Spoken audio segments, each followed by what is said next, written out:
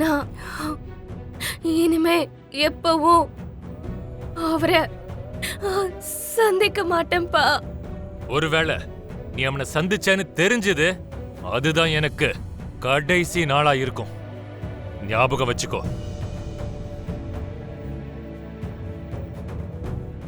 தயவு செஞ்சு இனிமே எப்பவும் இப்படி ஒரு காரியத்தை பண்ணாத. ஏன் மஞ்சள் குங்குமத்தோட நீ விளையாடாத. அம்மாடி, மம்மி. ஐயோ.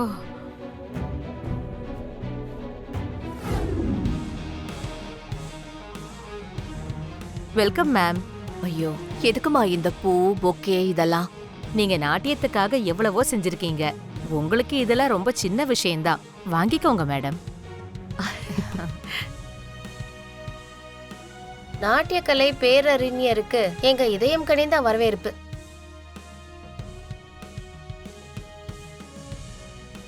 உங்க மேல நாங்க வச்சிருக்கிற பக்தியும் மரியாதைக்கும் ஏதோ எங்களால முடிஞ்சதை பண்ணுன்னு தோணுச்சுமா. நாங்க உங்களுக்கு பூவால மட்டும்தான் அபிஷேகம் பண்றோம். ஆனா நாட்டியத்துக்காக நீங்க செய்யற சேவைக்கு பால் அபிஷேகம் தான் பண்ணணும். வாங்க மேடம். Welcome madam.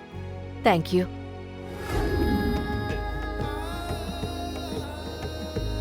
நிறுத்துங்க.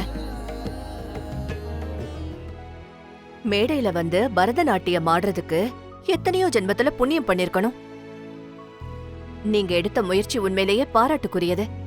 உலகத்துல ஹிப்ஹாப், கான்டெம்பரரி, ஜாஸ், சால்சா, வெஸ்டர்ன், பிரேக் டான்ஸ் மாதிரி பல நடனங்கள் இருக்கு. அதையெல்லாம் நான் அவமானப்படுத்தல. ஆனா பரதநாட்டியத்துக்குரிய பெருமையை நீங்க தெரிஞ்சுக்கணும். அபிநயம் அற்புதமா இருக்கணும். மனசும் அறிவும் ஒன்றிணைந்து நாட்டியம் ஆடணும். இது நாட்டிய சாஸ்திரத்தை அடிப்படையா கொண்ட கலையா இருக்கிறதால ஒவ்வொரு அடியும், ஒவ்வொரு முத்திரையும், ஒவ்வொரு பாவம்னு எல்லாமே சரியா இருக்கணும். இன்னைக்கு உங்க நாட்டியத்துல அடிகள்ல நிலைத்தன்மை கொஞ்சம் குறைஞ்சிருந்தது. உங்க கை முத்திரைகள் ஸ்பஷ்டமா தெரியவே இல்ல. முக்கியமா முக பாவங்களை இன்னும் மேம்படுத்தணும். பரதநாட்டியம் உடம்புக்கு ஒரு அற்புதமான உடற்பயிற்சி. ஒருமுகப்படுத்துற திறன் அதிகரிக்கும். பெரியவங்க, குருமார்கள் மேல மரியாதை, பாரம்பரியங்கள் மேல அன்பும் அதிகரிக்கும். பாடலும் நாட்டியமும் ஒன்றிணைந்து பார்வையாளர்களின் மனசு தொடுறதுதான் பரதநாட்டியத்தோட உண்மையான பெருமை. சரிங்க மேடம்.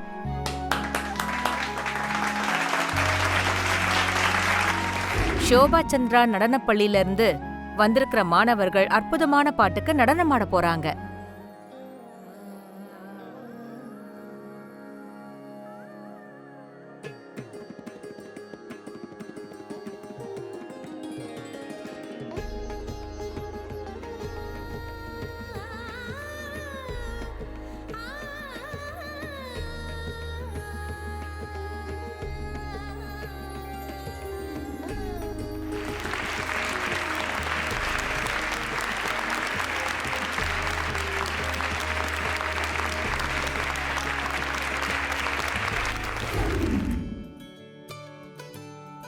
நீ நாட்டியம் ரொம்ப அழகா கத்து கொடுக்கறமா.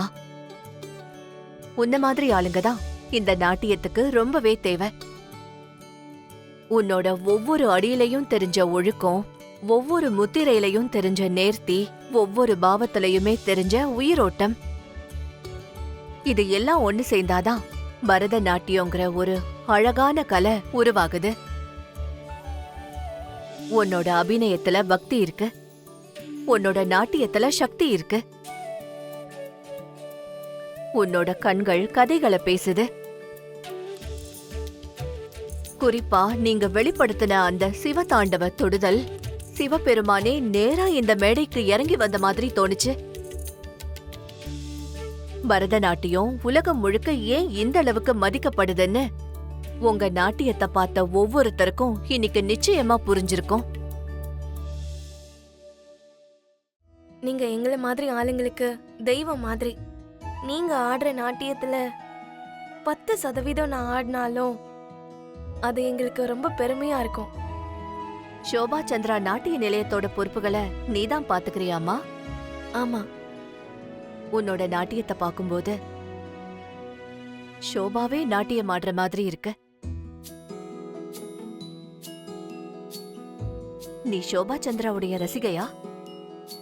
இல்ல அவங்க மாணவியா? இல்ல பின்ன நான் ஷோபா சந்திராவோட பொண்ணு.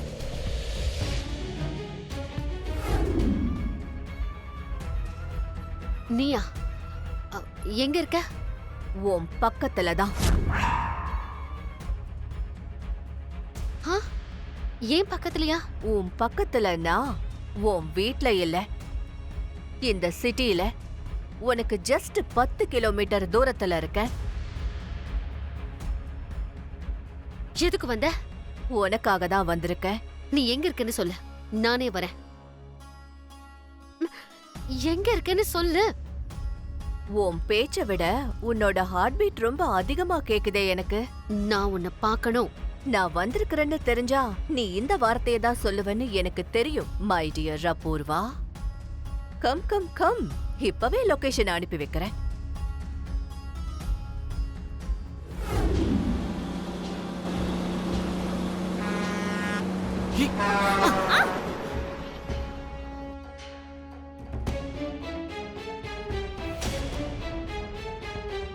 அறிவு இருக்கா உனக்கு?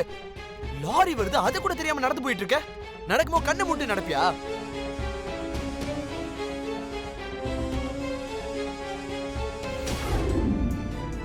நான் எப்பவும் எங்க இருப்பேன்னு உங்களுக்கு தெரியும். எனக்கு ஏதாவது ஆச்சுன்னா என்னை எப்படி காப்பாத்துறதுன்னு கூட உங்களுக்கு தெரியும்.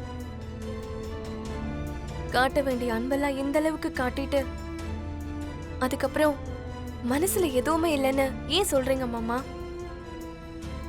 சொல்லுங்க மாமா, எனக்கு ஏதாவது ஒன்று ஆச்சுன்னா உங்களால நிஜமா தாங்கிக்க முடியாதுல்ல? நான் இல்ல, எங்க அம்மா தான். ஏன் மருமக என்னோட மருமகன்னு புலம்பிக்கிட்டே உமால கண்மூடித்தனமா பாசம் வச்சுக்கிட்டு இருக்காங்க. எல்லாருக்கும் உன்னதான் அவ்வளவு பிடிக்குது. அவங்கள பத்தி தான் சொல்றேன். அந்த மாதிரி நான் ஒன்றும் கிடையாது. இங்க பாரு, நீ கண்டதெல்லாம் கற்பனை பண்ணிக்காத. அப்போ உங்க மனசுல ஒண்ணுமே இல்லையா மாமா? இல்ல. பொய் சொல்லாதீங்க மாமா. எனக்கு ஏதாவது ஒரு பெரிய ஆபத்து வந்தா எனக்கு முன்னாடி நீங்க தான் ரொம்ப பதறி போயிடுவீங்க. நீங்க எந்த சூழ்நிலையில இருந்தாலும் வந்து என்னை காப்பாத்திருங்க. சின்ன வயசுல என்னை காப்பாத்துனீங்க, இது வரைக்கும் என்னை காப்பாத்திட்டே இருக்கீங்க. இது போதாதா மாமா? என் மேல உங்களுக்கு எவ்வளவு பாசம் இருக்குன்னு சொல்றதுக்கு? பார்த்து பத்திரமா வீட்டுக்கு போய் சேரு.